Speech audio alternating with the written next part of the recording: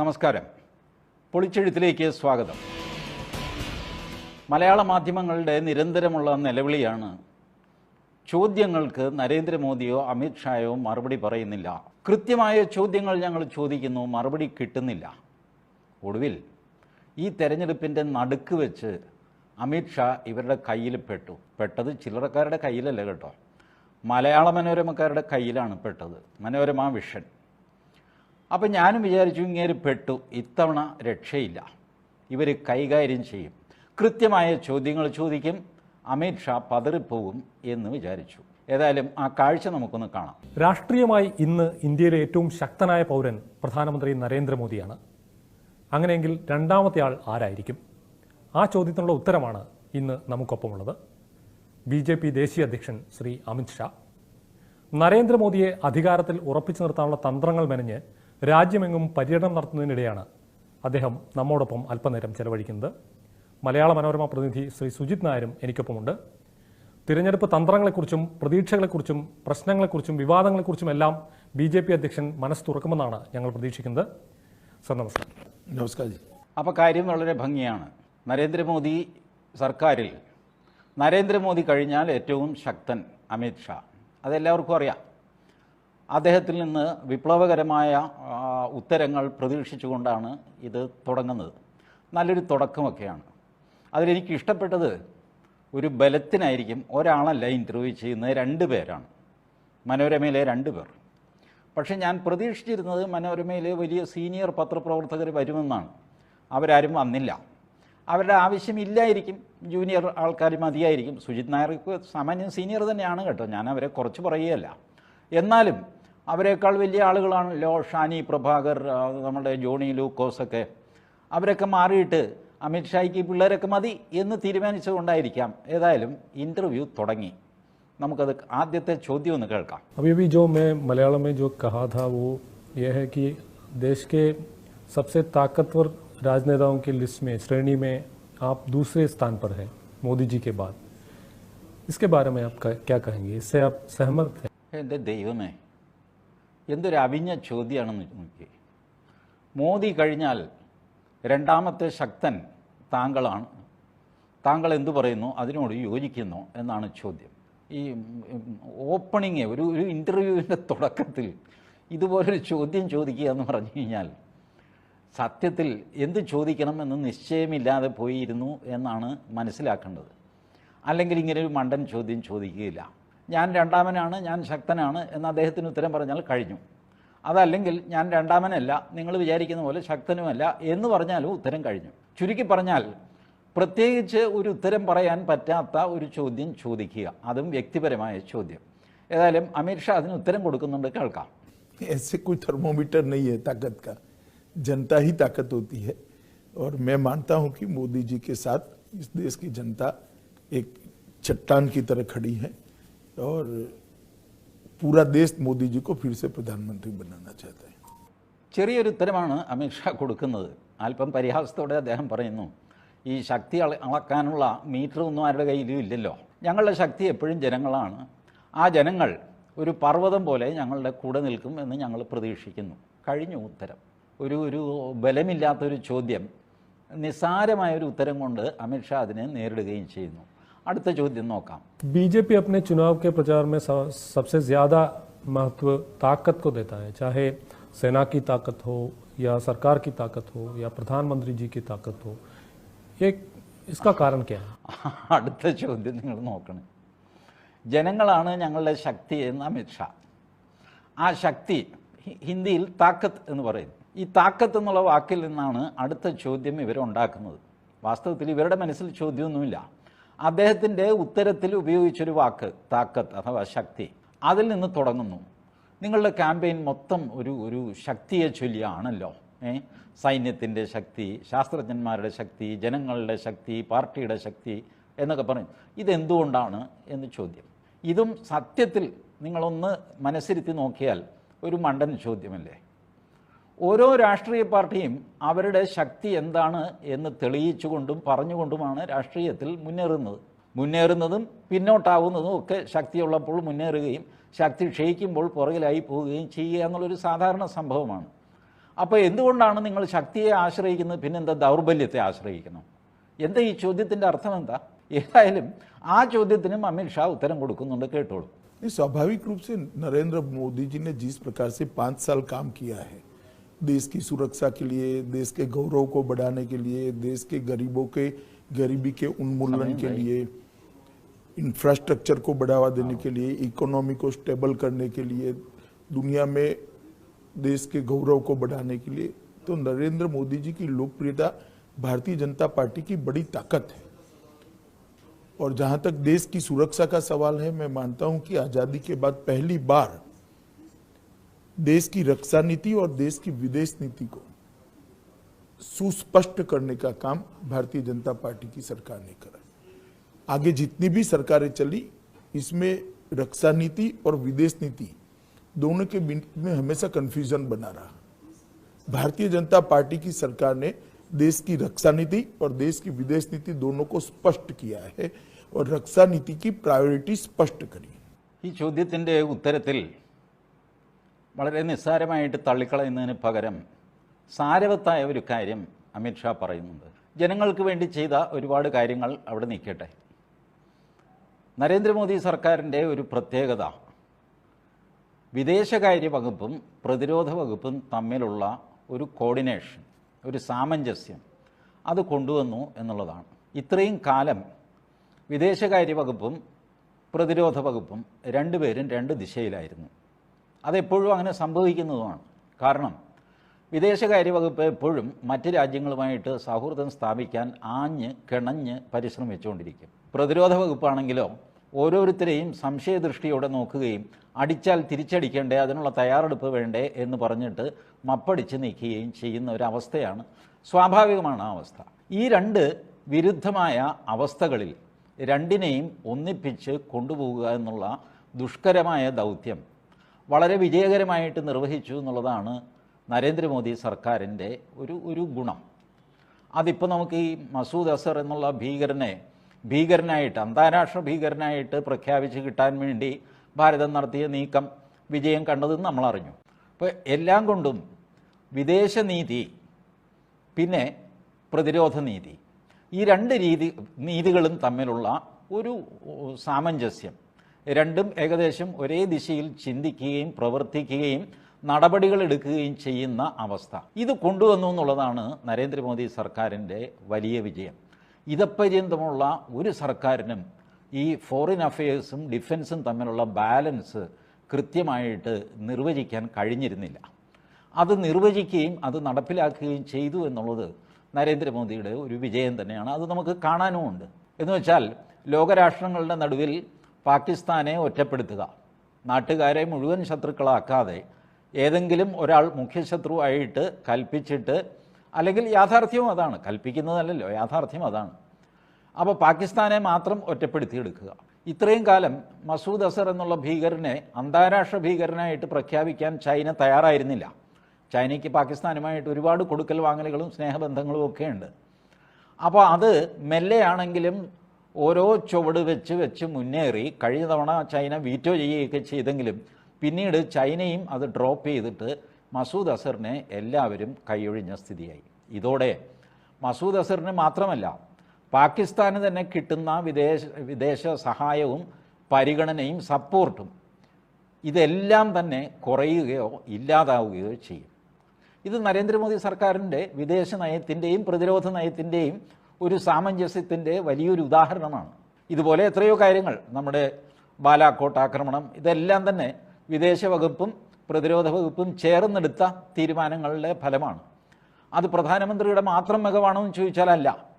വകുപ്പിലെ എല്ലാ ഉദ്യോഗസ്ഥന്മാരെയും സൈന്യത്തെയും വിശ്വാസത്തിലെടുത്തുകൊണ്ട് രാപകലില്ലാതെ സംസാരിച്ച് ഒരു കണക്കിൽ ഒരു കൃത്യസ്ഥലത്ത് എത്തിച്ച് ആണ് ഭാരതം മുന്നേറുന്നത്. അത് ചെയ്യുക എന്ന് പറഞ്ഞാൽ ഒരു നിസ്സാരക്കാരന് ചെയ്യാവുന്നതല്ല. അത് നരേന്ദ്രമോദിയുടെയും നരേന്ദ്രമോദി സർക്കാരിൻ്റെയും വിജയമാണെന്നാണ് അമിത്ഷാ അവകാശപ്പെടുന്നത്. അത് സത്യമാണ് താനും. നമുക്ക് അടുത്ത ചോദ്യം കേൾക്കാം. We are into the second phase of the elections, general elections. You must be getting very credible, regular inputs from your internal sources. Do you think the target of 400 plus is still achievable? നോക്കൂ, ഇത് അടുത്ത ഒരു സത്യം പറഞ്ഞാൽ ഒരു മണ്ടൻ ചോദ്യമാണ്. ഒരു ദേശീയ കക്ഷിയുടെ പ്രസിഡന്റിനോട് നിങ്ങൾക്ക് 400 സീറ്റ് കിട്ടുമോ എന്ന് ചോദിച്ചാൽ അങ്ങേര് എന്ത് പറയണം? 400-ൽ കൂടുതൽ സീറ്റുകളിൽ BJP മത്സരിക്കുന്നു, അപ്പോൾ 400 സീറ്റ് കിട്ടില്ല എന്ന് പറയണോ? കേരളത്തിൻ്റെ ഉദാഹരണം നോക്കുക. 20 സ്ഥലത്തും മത്സരിക്കുന്നു. 20 സ്ഥലത്ത് നിങ്ങൾ ജയിക്കുമോ എന്ന് ചോദിച്ചാൽ തെരഞ്ഞെടുപ്പിന് മുമ്പ് ഏത് രാഷ്ട്രീയ നേതാവും 20 സ്ഥലത്ത് ഞങ്ങൾ ജയിക്കും എന്നല്ലേ പറയുള്ളൂ. അങ്ങനെ വേണ്ടേ അങ്ങനെ പറയാൻ, അല്ലെങ്കിൽ പിന്നെ സ്ഥാനാർത്ഥികളെ നിർത്തിയത് എന്തിനാന്നുള്ള ചോദ്യം വരുമല്ലോ. അപ്പോൾ ഇത്തരം ചോദ്യങ്ങൾ ഈ 8ാം ക്ലാസ്സിലെ പിള്ളേരൊക്കെ ചോദിക്കുന്നതാണ്. സാറ് മന്ത്രിയാകുമോ എന്നൊക്കെ ചോദിക്കുമല്ലോ. അതുപോലത്തെ ഫൂളിഷ് ചോദ്യങ്ങളാണ്. ഞാൻ ഇവരിൽ നിന്ന് വലിയ വലിയ ചോദ്യങ്ങളാണ് പ്രതീക്ഷിച്ചത്. കാരണം ഇവരെല്ലാം പറഞ്ഞുകൊണ്ടിരുന്നത് എന്താ? ചോദ്യങ്ങൾക്ക് മറുപടി പറയുന്നില്ല.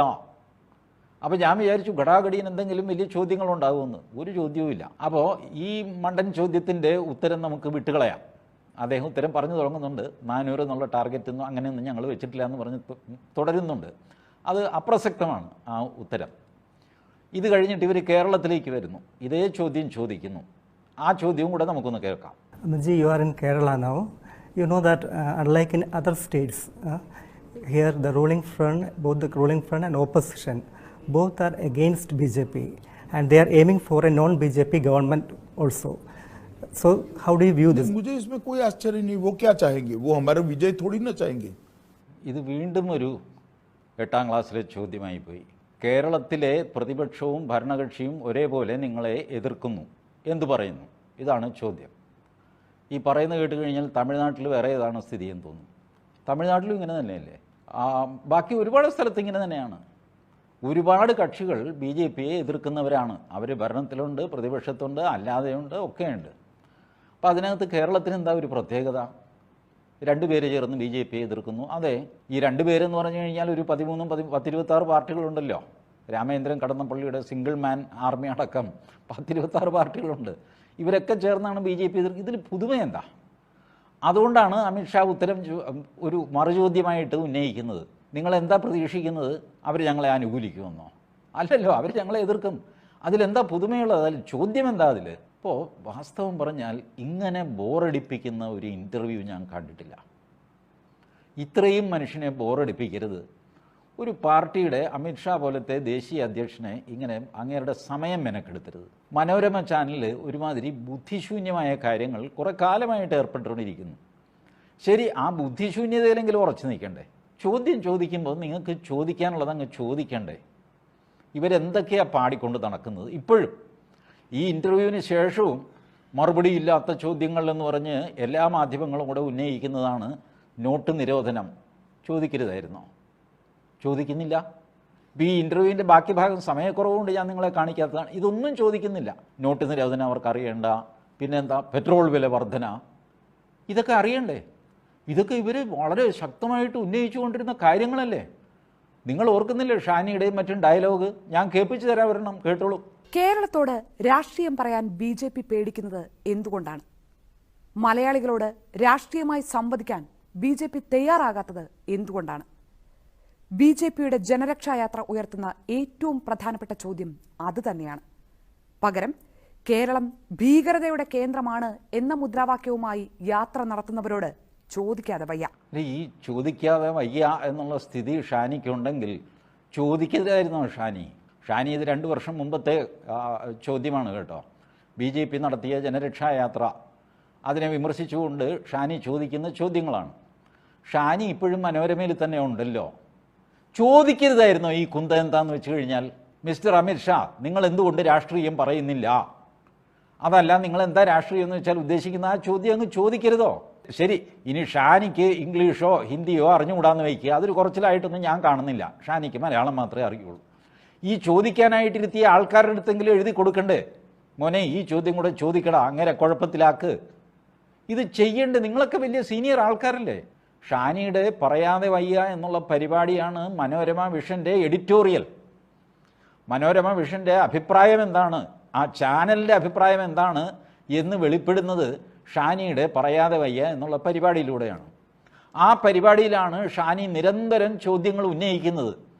എന്നിട്ട് ആരുടെ നേർക്കാണോ ഈ ചോദ്യങ്ങൾ എറിയുന്നത് ആ മനുഷ്യൻ സ്റ്റുഡിയോയിൽ വന്നു കഴിഞ്ഞപ്പോൾ ഇവർ വേറെ വർത്തമാനം പറയുന്നു. എന്താ ചേട്ടാ, സുഖമല്ലേ? ചേട്ടൻ നമ്പർ 2 അല്ലേ? ഇങ്ങനെയൊക്കെ ചോദിക്കുന്നു. ഇതെന്തൊരു ഏർപ്പാട്? ഇതിനല്ലേ സായിപ്പിനെ കാണുമ്പോൾ കവാത്ത് മറക്കുക എന്ന് പറയുന്നത്? വാസ്തവത്തിൽ ഉത്തരങ്ങളെ നിങ്ങൾ ഭയപ്പെടുന്നു ഷാനി. ഇതാണ് പ്രശ്നം. ചോദ്യങ്ങളെ BJP അല്ല ഭയപ്പെടുന്നത്, നരേന്ദ്രമോദി അല്ല ഭയപ്പെടുന്നത്, അമിത്ഷായും അല്ല ഭയപ്പെടുന്നത്. അമിത്ഷാ നിങ്ങളുടെ പുലിമടയിലേക്ക് നരിമടയിലേക്ക് കയറി വന്നില്ലേ? നിങ്ങൾക്ക് ചോദിക്കാമായിരുന്നല്ലോ. എന്താ ചോദിക്കാഞ്ഞത്? ഇത് മാത്രമൊന്നുമല്ല, അയ്യോ എത്ര ചോദ്യങ്ങളാണെന്നറിയാമോ? കേട്ടു നോക്ക്, വേറൊരു ഗീർവാണം കൂടെ ഞാൻ കേൾപ്പിച്ചു തരാം നിങ്ങളെ. പ്രധാനമന്ത്രി നരേന്ദ്രമോദി ഇപ്പോൾ നമ്മളോട് പറയുമോ അച്ഛേദിനാണെന്ന്? ഇപ്പോൾ ഇന്ത്യൻ പൗരന്മാരെ അങ്ങനെ പരിഹസിക്കാനും മാത്രം ഒരു നേതാവിന് തൊലിക്കട്ടി ഉണ്ടാകുമോ? സ്വന്തം ജനതയെ കൊള്ളയടിക്കുന്ന ഒരു സർക്കാർ, പെട്രോളിയം ഉൽപ്പന്നങ്ങളുടെ വില വർധന ഒരു ന്യായീകരണവുമില്ലാത്ത ഉയരങ്ങളിലേക്ക് കടക്കുമ്പോൾ ജനങ്ങളെ ചൂഷണം ചെയ്യുന്നതിലും ബുള്ളറ്റ് ട്രെയിനിന്റെ വേഗമാണ് മോദി സർക്കാരിന്. നോട്ട് റദ്ദാക്കൽ എന്തിനായിരുന്നു എന്ന് ചോദിച്ചാൽ പിച്ചും പേയും പറയുന്ന BJP GSTയെ കുറിച്ച് ചോദിച്ചാൽ തൽക്കാല വേദന സഹിച്ച് കാത്തിരിക്കാൻ നമ്മളോട് പറയും. ഏറ്റവും ഒടുവിൽ BJP അധ്യക്ഷൻ ഉപദേശിക്കുന്നു കണക്കുകൾ വിശ്വസിക്കരുതെന്ന്. ഇന്ത്യൻ ജനത വിഡ്ഢികളല്ലെന്ന് അതിന്റെ ഭരണകൂടത്തോട് പറയേണ്ടതുണ്ട്. മനസ്സിലാകും വിധം വ്യക്തമായി തന്നെ പറയേണ്ടതുണ്ട്. എൻ്റെ ഷാനി, മനസ്സിലാകും വിധം വ്യക്തമായിട്ട് ഇത് പറയാമായിരുന്നല്ലോ. നിങ്ങൾ പറഞ്ഞ BJPയുടെ അധ്യക്ഷനല്ലേ നിങ്ങളുടെ വീട്ടിൽ കയറി വന്നത്? ഇതെന്താ നീ പറയാഞ്ഞത്? എന്താ ചോദിക്കാഞ്ഞത്? എടോ അമിത്ഷാ, അച്ഛേദിന് എവിടെ? അത് പറഞ്ഞിട്ട് പോയാൽ മതി എന്ന് ചോദിക്കണ്ടേ? ചോദിച്ചില്ല. നിങ്ങൾ ഈ ഇൻ്റർവ്യൂ, ഞാൻ ഈ നിങ്ങളെ കാണിച്ച ഇൻ്റർവ്യൂ ഉണ്ട്, നിങ്ങളെ ബോറടിപ്പിക്കേണ്ട സമയവും ഇല്ല. അതുകൊണ്ടാണ് ഇത് യൂട്യൂബിലുണ്ട്, നിങ്ങൾ കയറി നോക്കൂ. ഈ മഹാന്മാർ ഈ ചോദ്യം ഒന്നും ചോദിക്കുന്നില്ല. പെട്രോൾ വില വർധന അവർക്കറിയണ്ട, നോട്ട് നിരോധനം എന്തിന് അവർക്കറിയണ്ട. ജനങ്ങളെ കൊള്ളയടിച്ചു, ബുള്ളറ്റ് ട്രെയിനിൻ്റെ വേഗത്തിൽ കൊള്ളയടിച്ചു എന്നാണല്ലോ ഈ മഹതി പറയുന്നത്. ചോദിക്കരുതോ? കണക്ക് ചോദിക്കണം. കണക്ക് ശരിയല്ല എന്ന് അമിത്ഷാ പറയുന്നുണ്ടെങ്കിൽ ശരിയായ കണക്ക് കാണിക്കണം. കാണിക്കാൻ അദ്ദേഹത്തെ വെല്ലുവിളിക്കണം. ഇതിനൊക്കെയല്ലേ അദ്ദേഹം വന്ന് ഇരുന്ന് തന്നത്. എന്നിട്ട് അങ്ങേരുടെ മുമ്പിൽ മിഞ്ഞാന്നുള്ള ചോദ്യങ്ങൾ ഉന്നയിച്ചിട്ട് നാട്ടുകാരെ പേടിപ്പിക്കാനായിട്ട് പറയാതെ വയ്യ കാണിക്കുന്നു. ചേട്ടാ, ഇത്ര വലിയ നാണക്കേട് ഞാൻ കണ്ടിട്ടില്ല ഒരു മാധ്യമത്തിനും. ഇത്ര വലിയ ഗീർവാണം അടിക്കുക, വലിയ വലിയ ചോദ്യങ്ങൾ ചോദിക്കുക, എന്നിട്ട് ഉത്തരം പറയാൻ ആൾ വരുമ്പോൾ മുങ്ങിക്കളയുക. ഞാൻ ഒരു അലവൻസ്, ബെനിഫിറ്റ് ഓഫ് ഡൗട്ട് എന്ന് ഇംഗ്ലീഷിൽ പറയുമല്ലോ, സംശയത്തിൻ്റെ ആനുകൂല്യം, അത് ഭാഷാപരമായിട്ട് ഷാനിക്ക് കൊടുക്കാൻ ഞാൻ തയ്യാറാണ്. കാരണം അമിത്ഷായ്ക്കും ഒരു ദൗർബല്യമുണ്ട്, അദ്ദേഹത്തിന് ഇംഗ്ലീഷിൽ പറയാൻ ഒരു ഫ്ലുവൻസി ഇല്ല, മനസ്സിലാകും. അതുകൊണ്ട് അദ്ദേഹം പറയും, നിങ്ങൾ ഇംഗ്ലീഷിൽ ചോദിച്ചോളൂ, ഞാൻ ഹിന്ദിയിൽ മറുപടി പറയും. അല്ലെങ്കിൽ ഹിന്ദിയിൽ ചോദിച്ചോളൂ, ഹിന്ദിയിൽ മറുപടി പറയും, എൻ്റെ മറുപടി ഹിന്ദി ആയിരിക്കും. ഈ കണ്ടീഷൻ മാത്രമേ അമിത്ഷാ പറയാറുള്ളൂ. ഞാനും അമിത്ഷായെ ഇൻ്റർവ്യൂ ചെയ്തതാണ് ജനം TV-ക്ക് വേണ്ടിയിട്ട്. ഞാൻ എൻ്റെ ചോദ്യങ്ങൾ എഴുതി അമിത്ഷായുടെ PAയുടെ കയ്യിൽ കൊടുത്തു. ഇത് അങ്ങേർക്കൊന്ന് വായിച്ചു നോക്കട്ടെ, ഒന്ന് തയ്യാറെടുക്കട്ടെ എന്ന് വിചാരിച്ചിട്ട്. PA ഇത് അകത്തേക്ക് പോയി ശരവേഗത്തിൽ തിരിച്ചു വന്നു. കാരണം അമിത്ഷാ പറഞ്ഞു, എനിക്ക് വായിക്കേണ്ട കാര്യമൊന്നുമില്ല, അങ്ങേരെന്താണെന്ന് വെച്ചാൽ ചോദിക്കട്ടെ, ഞാൻ മറുപടി പറഞ്ഞോളാം. ഇതാണ് അമിത്ഷാ. അദ്ദേഹത്തിന് ഇന്ന് കാലേ കൂട്ടി ചോദ്യങ്ങളൊന്നും കൊടുക്കേണ്ട കാര്യമില്ല, ഒരു തയ്യാറെടുപ്പ് ആവശ്യവുമില്ല. എല്ലാ ഇൻഫർമേഷനും, നിങ്ങൾ ഈ പറഞ്ഞ നോട്ട് നിരോധനം, പെട്രോൾ വില വർധന, GST, ഇതെല്ലാം അദ്ദേഹത്തിന് കരതലാമലകം പോലെ കയ്യിലുണ്ട്. എൻ്റെ ഷാനി, നിങ്ങൾ ഏറ്റുമുട്ടുന്നത് ആരോടാണെന്ന് ആലോചിക്കണം. ഒന്നും അറിയാത്ത മലയാളികളെ തെറ്റിദ്ധരിപ്പിക്കാനായിട്ട് നിങ്ങൾ നിരന്തരം ശ്രമിക്കുന്നു. നിങ്ങൾ പിടിക്കപ്പെട്ടില്ലേ? ഇത് നിങ്ങളോടും പറയാതെ വയ്യ. നിങ്ങൾ കാണിക്കുന്നത് നെറികേടാണ്. ആ ജനങ്ങളെ വിഡ്ഢികളാക്കുന്നത് നിങ്ങളാണ്, അമിത്ഷാ അല്ല, നരേന്ദ്രമോദി ഒട്ടുമല്ല. അദ്ദേഹം ജനങ്ങളുമായിട്ട് നിരന്തരം സംവദിക്കുന്നുണ്ട്.